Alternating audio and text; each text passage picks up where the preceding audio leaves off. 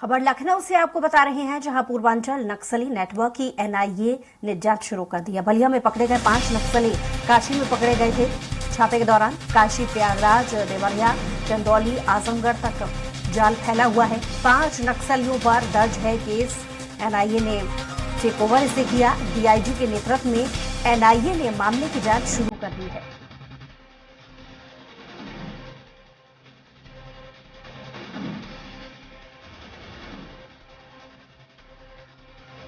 पूर्वांचल नक्सली network की NIA ने जांच शुरू कर दी है।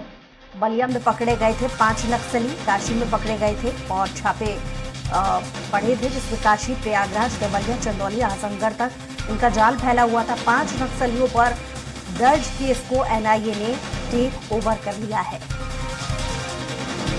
ज्यादा जानकारी के साथ स्वराज संवाददाता घनश्याम चौरसिया हमारे साथ जुड़ गए हैं। जी घनश्याम, एनआईए ने एक बड़ी कार्रवाई को अंजाम दिया है और नक्सलियों के एक मामले को उन्होंने टेक ओवर भी किया है। क्या पूरा अपडेट इससे जुड़ा आपके पास? बिल्कुल, निश्चित तौर पे एनआईए का जो यहाँ थाना है, एनआईए थाने पे मुकदमा दर्ज कर लिया गया है। इसके पहले 16 अगस्त को छापेमारी करके एटीएस को सूचना मिली थी। एटीएस को यूनिट के बाद एक वहां पे बलिया में उसने छापेमारी किया था। उस इनपुट पे छापेमारी में 5 लोगों को गिरफ्तार किया गया था। जिन 5 लोगों को गिरफ्तारी किया गया था उनमें से एक महिला भी है, तारा देवी। उसके अलावा सत्य प्रकाश, लल्लू राम, राम मूरत और विनोद साहनी है। 5 लोगों को गिरफ्तारी की गई थी। जब एटीएस ने आगे जांच शुरू की तो उसको पता चला कि सिर्फ ये बलिया में ही नहीं, देवरिया, काशी और तमाम बलिया, आजमगढ़, चंदौली, तमाम जिलों में इनके तार मिल रहे हैं, तार जुड़े हुए मिल रहे हैं। इसके बाद इस मामले में उन्होंने सिफारिश किया एनआईए को, सेंट्रल गवर्नमेंट को, उन्होंने सेंट्रल एजेंसियों को जो है उन्होंने इनपुट दिया। उसके बाद एनआईए ने मामले को टेक ओवर किया। एनआईए ने भी 5 सितंबर को छापेमारी शुरू कर दी। छापेमारी में उन्होंने निशानदेही पे जो मिला वो उनको चौंकाने वाला था।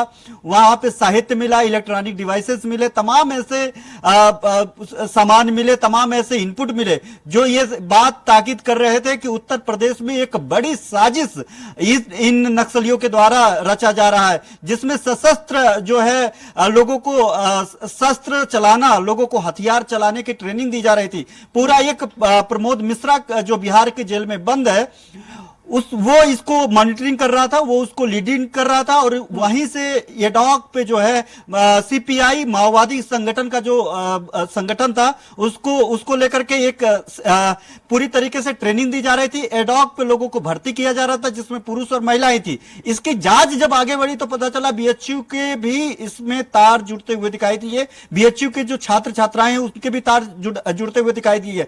इसको लेकर के एनआईए ने 2 छात्राओं से भी पूछताछ की थी बीएचयू को लेकर के, चूंकि बनारस से तार जुड़े हुए थे। तो अब उनको क्या जानकारी थी, उनको क्या बता करके माइंड वॉश किया जा रहा था, किन मामले को लेकर के इनको जोड़ने की कोशिश की जा रही थी, इन सारे तथ्यों पे एनआईए जो है जब जांच आगे बढ़ाया तो पता चला कि ये इनके झारखंड और छत्तीसगढ़ से भी इनके तार जुड़े हुए दिखाई दे रहे हैं। मिशन पूर्वांचल चल रहा था कि पूर्वांचल में सरकारी व्यवस्थाओं को किस तरीके से ध्वस्त करना है, कैसे एक पैरेलल जो है एक संगठन बना करके यहाँ पे लोगों को तैयार करना है, किस तरीके से चंदा और संगठन जो सीपीआई माओवादी था, जो ये संगठन था, जो नक्सल संगठन घोषित हो चुका है, इसको लेकर के किस तरीके से लोगों को के अंदर एक जज्बा पैदा करना है, इसको लेकर के किस तरीके से लोगों को माइंड वॉश करके इसके अधीन रखना है, ऐसे तमाम जो है एक्टिविटी की जा रही थी। अब ये जो माओवादी से और